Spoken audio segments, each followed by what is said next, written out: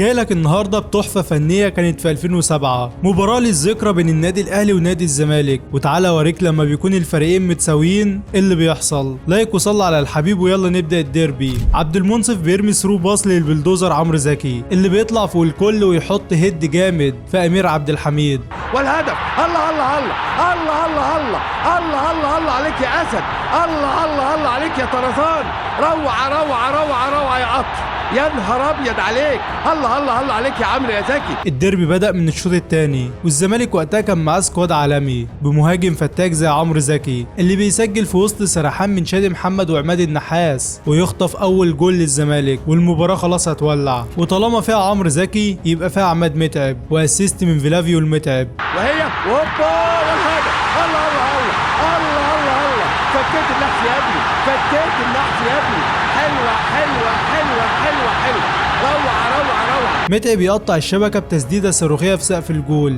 وبيرد متعب على عمرو زكي بهدف اسطوري، جول هنا وجول هناك والديربي مشطشط والنتيجه 1-1.